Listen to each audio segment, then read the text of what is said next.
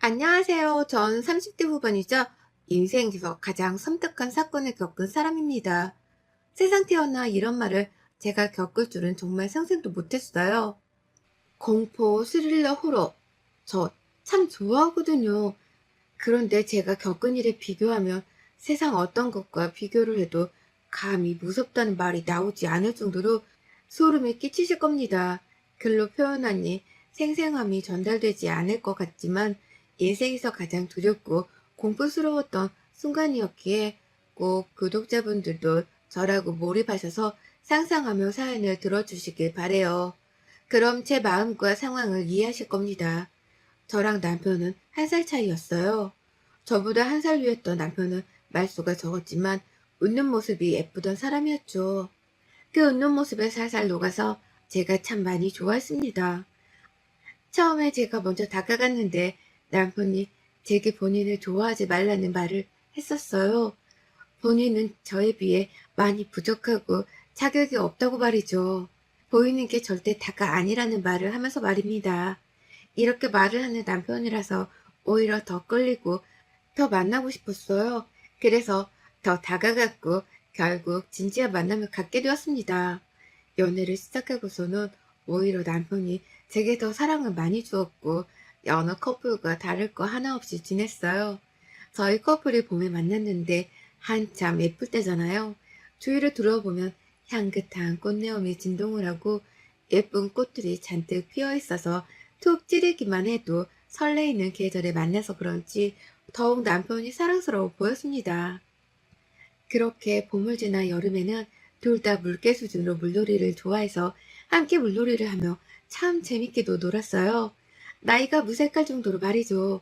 무더운 여름을 보내니 살랑살랑 바람이 부는 가을이 찾아왔고 단풍이 물든 계절을 보니 그냥 좋았습니다. 퇴근 후 야시장에서 소주 한잔을 하며 데이트를 즐겼고 어느 정도 만남이 이어져서 그런지 조금 더 편해진 사이였죠. 봄, 여름, 가을 무탈하게 보내고 추운 겨울이 왔을 때 약간 문제가 생겼어요. 그렇게 다정하고 저밖에 모르던 남편이 추운 겨울이 되니 신경의 변화가 생긴 건지 데이트를 하는 것도 조금 꺼려지기 시작했고 밖에 나오기도 싫어했죠. 딱 봐도 권태기가 왔구나 싶어 너무 속상했고 변한 그 마음을 어떻게든 붙들고 싶어 노력을 했습니다. 노력을 하면 할수록 멀어지는 것 같아서 더 속상했고 결국 헤어짐을 고했죠. 그러자 남편은 방방 뛰며 저를 붙잡았어요. 절대 변심한 게 아니라고 헤어질 생각은 전혀 없었다고 그저 계절성 우울증처럼 유독 겨울에 본인 기분 자체가 좋지 않은 날이 많다며 고치겠다고 미안하다고 했습니다. 싹싹 비는 남편의 모습에 그럴 수도 있는 건가 싶어서 이해를 해보려고 많이 찾아봤고 실제로 그럴 수 있다는 걸 알고 곁에 남기로 했고 열심히 도움을 주진 않았어요. 제가 너무 열심히 해주려고 노력하다 보니까 이 사람이 절 당연히 여기는 것 같아서 저도 조금 튕기기 시작했죠. 그렇게 하니 오히려 본인이 제게 더 노력을 하는 모습을 보였고 전 그 부분에 만족을 하며 지냈습니다. 그렇게 짧은 해프닝을 보내고 그 후에는 문제없이 잘 만났어요. 그렇게 저희는 2년 정도를 만나고 결혼하게 되었죠. 저도 남편도 집순이 집돌이 체질이라서 결혼 후에는 오히려 집에만 콕 박혀 있으니 문제될 것도 없었고 집에서 모든 걸 해결하는 부부였습니다. 그리고 그 시간이 가장 행복했던 부부였죠. 남편이 평소 습관 중 제가 배워야겠다 싶었던 게 영양제를 다양하게 시간별로 잘 챙겨 먹는 습관이 있었어요. 알림까지 설정해두면 먹는 열정을 보였기에 저 역시 그걸 본받아서 다이소에 가서 일주일치 약을 담아 다닐 수 있는 약통을 사서 영양제를 담아 다니며 챙겨 먹는 습관을 가졌습니다. 그리고 또 좋았던 건 시모가 저희 부부가 맞벌이인 걸 알고 음식 같은 걸 자주 챙겨다 주셨어요. 특히나 제가 원래 밤에 잠을 잘 못 이루는 편인데 그걸 아시고는 자기 전에 마시면 잠들기 좋은 차라며 직접 우려다 주시는 차도 있었죠. 그걸 따뜻하게 자기 전에 데워 먹으면 진짜 너무 숙면에 취하게 되었고 덕분에 불면증이 사라지게 되었습니다. 다만 뭔가 개운하다기보다는 자꾸 몸에 힘이 빠진다고 해야 하나요? 정신이 조금 해롱해롱한 느낌이 있어서 너무 오래 푹 자고 그런가 싶었죠. 시모는 시집살이와는 거리가 멀 정도로 저희 부부에게 정성을 다해주셨고 그런 마음이 늘 감사했습니다. 저희 부부가 회사 일정 때문에 결혼 후 바로 신혼여행도 못 갔고 2달 정도 있다가 가게 되었는데 그 2달간 바쁜 일정을 소화하면서 정신없는 저를 위해 시모는 몰래 오셔서 집안 살림까지 해주시고 저녁까지 차려두고 가시곤 했죠. 어머님, 오셨으면 같이 저녁이라도 드시고 가시지 왜 그냥 가셨어요? 어? 아니다. 나는 집이 편해서 너희 편하게 먹고 요리 너 내가 준 차 잘 마시고 있니? 효과는 좀 있어? 네. 그거 마시면 진짜 완전 골아 떨어져요. 그거 뭐 우리신 거예요? 불면증에 좋다는 거 다 해봤는데 효과가 다 없었는데 이건 진짜 대박이에요, 어머님. 좋다는 약재란 약재는 내가 다 구해다 우린 거야. 정말 귀한 거니까 누구 주지도 말고 너만 마셔라. 몸에도 좋은 거니까. 늘 감사해요, 어머님. 일 좀 한가해지면 꼭 좋은 곳 모시고 갈게요, 어머님. 그래, 알겠다. 재승이 좀 바꿔줄래? 나야. 누가 봐도 천사인 시모였죠.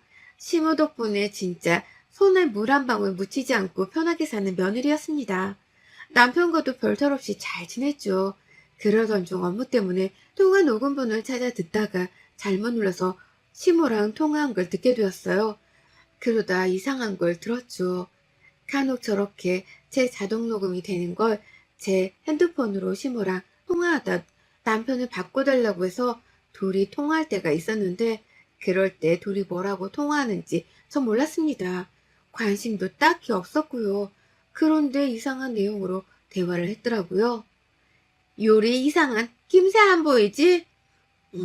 그런 거 없어. 그래, 잘 고르긴 한 것 같은데 그래도 항상 조심해야 해. 증상 나올 것 같으면 이상하면 꼭 엄마한테 전화하고 알겠지? 한동안 조용하긴 한데 언제 또 그럴지 모르니까.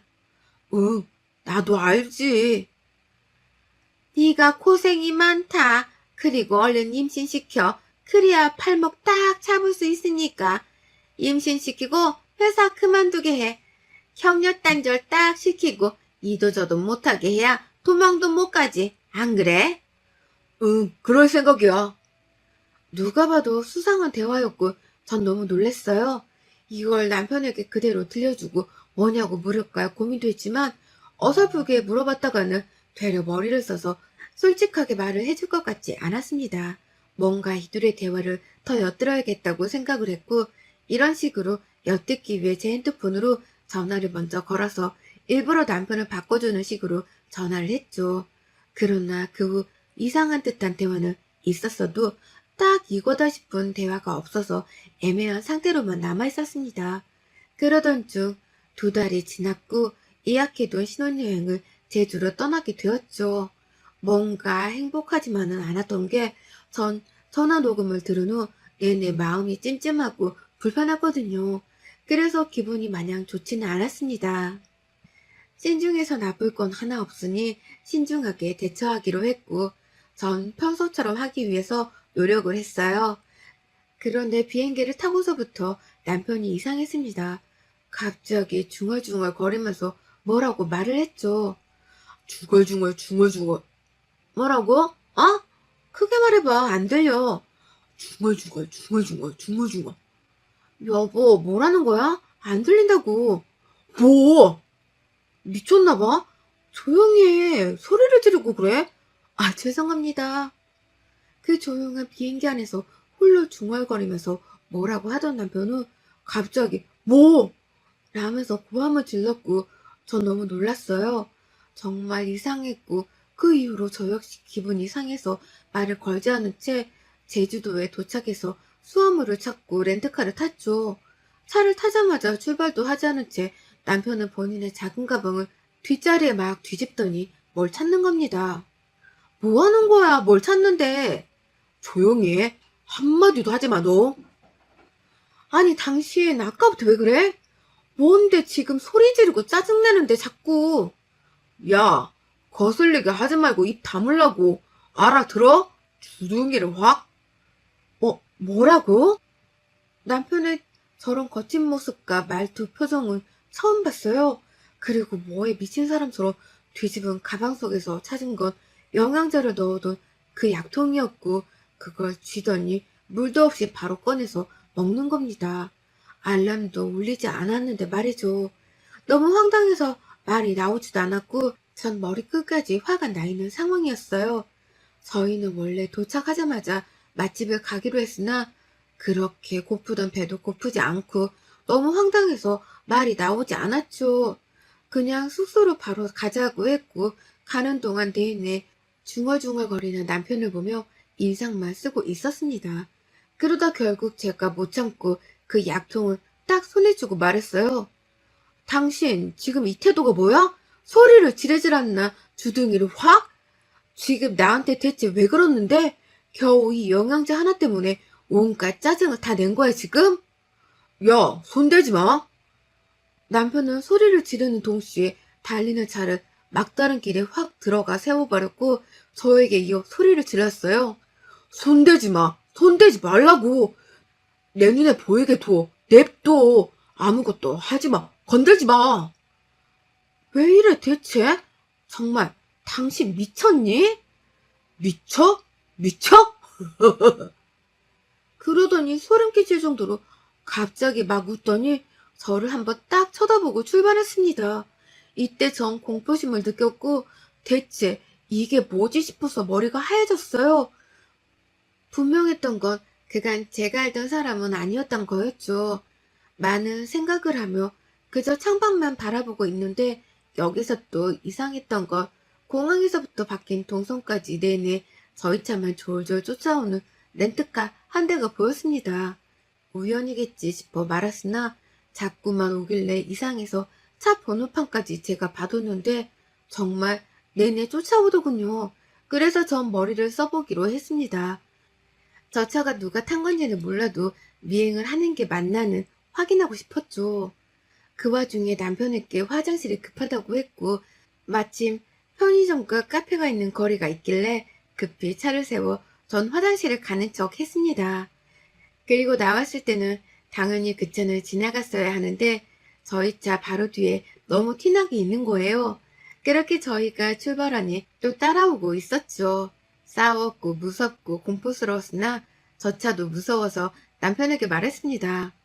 뒤에 차 아까부터 계속 쫓아오는데 뭔지 알아? 화장실까지 들렀는데 쫓아오는 건 좀 이상한데? 나 지금 너 때문에 너무 열받고 예민하거든? 그니까 한마디도 하지 마. 쫓아오기 누가 쫓아온다고 난리야? 너 망상병 있냐? 아니 정말이라고. 차 번호판까지 외워뒀는데 공항에서부터 내내 쫓아온다니까? 조용히 해. 남편은 대체 왜 저러는지 모르겠지만 정말 정신나간 사람처럼 소통 불가였고, 내내 소리만 질렀고 중얼거리다 웃고 너무 섬뜩했어요. 제가 오죽하면 남편 몰래 혹시 몰라서 저희가 예약한 숙소 근처에 제가 바로 도보로 걸어갈 수 있는 호텔이 있나 알아보고 예약까지 해뒀습니다. 몸을 피할 공간이 필요할 수 있겠다는 생각까지 들었거든요. 제정신이 아닌 것 같은데 싶으면서도 이럴 사람이 아닌데 대체 뭐지 싶고 많이 혼란스러웠습니다. 그렇게 숙소에 도착하고 짐을 내리고 제가 멀뚱히 서 있었는데 남편이 갑자기 목말라 목말라 하면서 물을 미친 듯이 마시는 거예요. 정말 말 그대로 미친 듯이요. 질질 다 흘리며 캑캑거리며 흡입입 별소리를 다 내며 마시더니 갑자기 멍하니 한 곳만 능시해서 보고 가만히 서 있었어요. 제가 아무리 부르고 뭐라고 해도 대꾸도 없이 한참을 말이죠. 그러더니 저를 딱 쳐다보고는 말했습니다. 여보, 놀랐지? 진짜 미안해. 내가 오늘 일이 조금 있었는데 화풀이를 너무 했어. 너무 예민했어. 진짜 미안해. 너무 놀랐지? 정말 미안해. 어쩌지? 내가 당장 나가서 먹을 것 좀 사올게. 아니다. 같이 나가서 뭘 좀 먹자. 당신 진짜 지금 뭐 하는 거야? 여보, 미안해. 정말로 무릎 꿇을게. 놀랬지? 야, 이재승. 나 너무 무서우려고 해. 이게 화풀이고 예민해서 하는 행동이 아니잖아. 정신 나간 사람 같아, 당신. 왜 그래? 내가 다 설명할 테니까 제발 그런 눈빛으로 보지 말아줘, 여보. 남편은 갑자기 제가 알던 그 표정과 말투로 돌아오더니 무릎 꿇고 울며 빌었습니다. 이 모습에 진짜 너무 당황스럽고 대체 이게 무슨 상황인가 싶었어요. 침착하게 그치만 거리를 두고 우선 말을 해보라고 했죠. 그런데 갑자기 또 멍하니 서 있더니 씩 웃더니 깔깔 웃었어요. 막 미친 듯이 웃더니 뭘 얘기해 이년아? 라고 하는 겁니다. 정확히 이년아 라고 하는데 제가 너무 놀라서 그대로 그냥 제 가방이랑 캐리어를 들고 나갔어요. 밖으로 나가니 저희 숙소 앞에 귀를 대고 있던 한 여자랑 마주쳤고 절 보더니 막 도망치더라고요. 직감적으로 미행하던 사람 같아서 미친 듯이 뛰어잡았고 그 정체는 놀랍게도 시모였습니다. 시모를 끌고 들어와서 전 울었어요. 이 사람 정신병 있어요? 맞죠? 저한테 뭐 숨기는 거 있죠?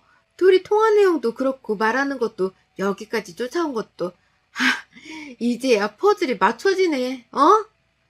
너 우선 조용히 해. 지금은 아니니까 조용히 있어. 얌전히. 내가 다 설명하마. 뭘 설명해요? 뭘? 미친 거 아니야? 정말 소름 끼쳐 죽겠네 정말. 그렇게 시무랑 한바탕 하는 도중에 남편은 홀로 서서 벽을 보고 중얼중얼 거렸고 한참을 중얼거리다가 갑자기 하! 하며 고함을 치며 제 앞으로 막 다가와서 노려보는 겁니다. 그러자마자 저는 주저앉았고 시모는 남편을 데리고 방으로 들어갔어요. 전 그 길로 예약한 숙소로 도망갔고 다음날 제일 이른 비행기로 서울로 돌아왔습니다. 제가 돌아올 걸 예상했는지 그들도 곧이어 집으로 왔고 전 너무 무서웠어요. 급하게 짐을 싸고 있었는데 시모와 남편이 왔고 남편은 제가 아는 모습인 상태로 왔더군요. 여보, 설명할게. 어딜 가려고 해? 제발 이러지 마. 나, 내 몸에 절대 손대지 마. 소름 끼쳐. 이거 사기 결혼이야. 알아? 설명해 준다니까. 우선 이 차 좀 마시고 친정 좀 해봐. 제가 한참 흥분해서 난리치니 결국 차를 마시며 다 같이 얘기 좀 나누기로 했고 거리를 두고 앉아서 얘기를 했습니다. 하도 소리를 질러서일까요? 차를 벌컥벌컥 마셨는데 눈 떠보니 침대였고 잠든 저를 가만히 서서 쳐다보는 남편과 눈이 딱 마주쳤죠. 진짜 악소리도 못 내고 멍하니 쳐다봤더니 깼네 하고 나가는 남편의 모습에 전 선뜻감을 느끼다 못해 정말 몸이 움직이지 않았어요. 분명 대화를 나누고 있었는데 왜 전 침대에서 잠을 자고 있는 거고 남편의 방금 그 행동은 뭐고 제가 도대체 지금 무슨 일을 겪고 있는지 모르겠었죠. 당장이고 그 집에서 나올까 생각도 했지만 이유를 알고 싶었고 전 소형 카메라를 잔뜩 사서 집안 곳곳에 설치를 해뒀어요. 그리고 이제야 알 것 같았던 게 시모가 전류의 불면증을 치료해준다던 직접 무렸다던 차를 마시면 정말 숙면이 아니라 뻗는 거라는 걸 알았죠. 전 평소처럼 행동하며 자극하지 않았습니다. 그저 화가 난 척 삐진 척하며 평소처럼 지냈고 다만 차는 마시지 않는 척 버렸어요. 그렇게 하니 잠든 척하며 생생하게 들리는 소리들을 다 견디고 며칠을 참았고 카메라에 찍힌 사실들의 놀라움을 감출 수 없었습니다. 저희 집 작은 방 안쪽에 창고가 하나 있어요. 말 그대로 창고로 쓰이고 있는데 수납 공간이 워낙 많아서 창고지만 비워져 있고 거긴 사용을 안 했습니다. 그렇다 보니 제가 그 차를 마시고 침대에 가서 자버리는 게 아니라 가는 길에 그대로 쓰러져 버리는 거였고 그 차는 수면제를 잔뜩 넣어 만든 차였죠. 그렇게 거실 바닥에서 잠들어 버린 저를 방치한 채 남편은 저를 보며 실실 웃기도 하고 중얼거리기도 하고 밥도 먹고 TV를 보기도 했습니다. 더 무서운 건 그 안 쓰는 창고에서 시모가 살고 있었다는 사실이었죠. 제가 그렇게 잠들면 시모가 거기서 기어나와서 밥도 먹고 남편과 일상생활을 하는 저를 방에 눕혀두고 둘이 지내더군요. 그러다 제가 깰 때가 되면 다시 창고에 들어갔고 제가 일을 가면 다시 나와서 집을 누비며 살았던 겁니다. 시모는 아무도 없는 빈집이 되면 창고에서 나와 밥도 먹고 남편과 일상생활을 하다 저를 방에 눕혀두고 둘이 지내더군요. 그러다 제가 깰 때가 되면 다시 창고에 들어갔고 제가 일을 가면 다시 나와서 집을 누비며 살았던 겁니다. 시모는 아무도 없는 빈집이 되면 창고에서 나와 제 옷장까지 찢어 제 옷을 입고 뭘 먹기도 하고 TV를 보기도 하고 혼자 커피를 타먹기도 하고 별걸 다 했어요. 섬뜩했던 건 저랑 남편의 결혼사진을 한참 뚫어지게 보면서 제 얼굴을 손가락으로 꾹꾹 누르는 장면도 봤는데 너무 무서웠습니다. 전 이 사실을 알고 소름이 끼치도 못해 섬뜩해서 정말 주저앉아 버렸던 게 대체 언제부터 시모는 저희 집 창고에서 함께 살았던 걸까요? 이 창고가 처음에는 보기 싫고 계절성 타는 물건들을 넣어뒀던 정도로 쓰이긴 했는데 남편이 척척 정리를 하면서 그 창고에 물건을 두면 곰팡이가 생길 것 같다는 이유로 저긴 절대 쓰지 말자고 했었거든요. 그런데 워낙 습하긴 해서 저도 그렇게 생각을 했기에 그러는 게 좋겠다 싶었는데 그때부터인 걸까요? 여태껏 저녁만 차려주고 사라지는 천사 같았던 시모는 알고 보니 저녁을 차려놓고 창고방에 숨어야 하기에 급히 집에 간척을 했던 거구나 싶었습니다. 뭔가 하나씩 생각을 해보니 그런 거구나 싶었어요. 혼란스러움에 정말 말을 할 수가 없었고 과연 이들을 어떻게 상대할까 싶었던 게 너무 무서웠습니다. 그뿐 아니라 남편은 정말 대체 정체가 뭔지 알 수도 없었으니 당장 화내고 소리친다고 해결될 것도 아니고 대체 어떻게 생각할지 막막했어요. 전 이 모든 사실을 그들에게 밝힐 때 집이 아닌 카페로 장소를 택했고 카페에서 영상들을 보여주며 정체를 다 알았다고 했죠. 소름 끼쳐서 말이 안 나오네? 당신들 뭐야? 대체 언제부터 우리 집 창고에서 숨어 사셨어요? 아니, 이재승 당신은 뭐야? 정신병 있는 거 아니야? 대체 나한테 둘이 숨기는 게 뭐니? 이렇게까지 밝혀진 이상 숨길 게 있니? 둔한 년인 줄 알았더니 눈치 빠른 년이네? 그러게, 엄마가 빨리 임신시키랬지? 너 같은 것들은 평생 우리 종으로 살아야 하는데 거의 다 된 줄 알았더니 아쉽네. 뭐라고? 완전 사이코 아니야? 당신 정신병원 가봐. 갔지. 약도 먹는걸? 꽁꽁 숨었는데 걸렸네. 여보, 엄마가 조금 아파. 그치만 난 아니야. 내가 엄마 옆에 두고 보살펴야 하는데 시어머니 모시고 살고 싶어 하는 며느리가 없잖아. 그래서 그랬어. 미안해. 너도 쉬어 그만해. 네가 제일 소름 끼쳐. 너도 네 엄마도 둘 다 똑같이 정신병자야. 난 아니야. 여보, 난 정말 억울해. 억울해? 억울이란 뜻은 알고 쓰는 거니요? 그만 까불어, 유리야. 사람들이 우리 왜 피하는 줄 알아? 무서워서. 우린 무서울 게 없거든. 조심해. 나 니네 부모님 집도 다 아는데 어쩌려고 그래?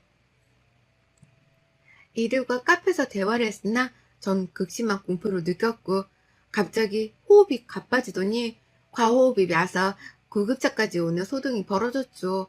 결국 친정 부모님도 모든 사실을 알게 되었고 다행인 건지 이 대화 내용도 제가 혹시 몰라 녹취를 해둔 상황이라 고소할 때 협박으로 같이 고소를 했어요. 이혼과 고소를 동시에 진행하니 그제서야 모든 이유를 알 수 있었어요. 남편은 빙의 쪽과 관련된 것 같은데 죽어도 시모는 아니라고 방방 뛰며 그저 정신 쪽에 살짝 문제가 있는 것뿐이라고 했습니다. 그러나 증상을 알아보고 겪은 것들은 보아하니 남편의 빙의가 맞는 것 같았어요. 남편도 제정신이 아니지만 시모 역시 제정신은 아니었습니다. 늘 먹던 영양제는 정신과 약이었지만 순간 진정을 시켜줄 뿐 효과도 없던 거예요. 결국 이 둘은 죗값도 받아야 했지만 정신병 등의 강제 입원 치료를 받고 있는 상황이에요. 그 이후 전 가끔씩 생생한 악몽에 시달려서 심리치료를 받고 있고 조금씩 회복 중에 있습니다. 재밌게 들으셨어요? 여러분의 생각은 댓글로 남겨주세요. 오늘도 시청해주셔서 정말 감사합니다.